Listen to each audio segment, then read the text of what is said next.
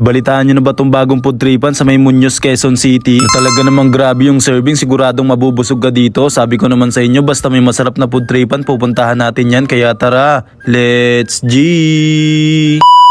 Ngayong araw, meron ako nalaman, masarap na food tripan kaya't aking pinuntahan. Dito nga lang pala yan sa may Bood Silog na matatagpuan sa may 10 Congressional Avenue, Bago Bantay, Quezon City. Bilang sila ng Coco Pan at Baliwag Lechon Manok. Ang pinaka-landmark, tapat lang sila ng SNR. Ito naman yung ipipin nyo sa Google Map para makita nyo na maayos. Open naman sila daily from 11 AM to 12 midnight. Halos 3 weeks pa lang silang bukas dito mga ka-OMSI. Malinis at maaliwala. Sakto lang din yung upuan dito para sa dining. Ito nga pala yung mga menu at prices nila dito mga ka-OMSI. Pakipost na lang para makita nyo na maayos. Meron din naman sila dito mga drinks. Bali, umorder na kami agad dito. Order namin itong budbud na size large. Canton mix ng bihon, kare-kare with bagoong, tapos super liam silog, special lomi, at syempre pork sisig. Una ko nga tinikman dito itong budbud na size large na sa halagang 135 lang. Tapos nag-add-ons na lang ako ng tapa, sausage, tsaka Shanghai. Ganyan talaga yung serving niyan. Walang vlogger, talaga namang umaapaw. Kaya panalo sa akin yan. Sunod kong tinikman, isa sa pinagmamalaki nila itong super liempo silog na sa halagang 165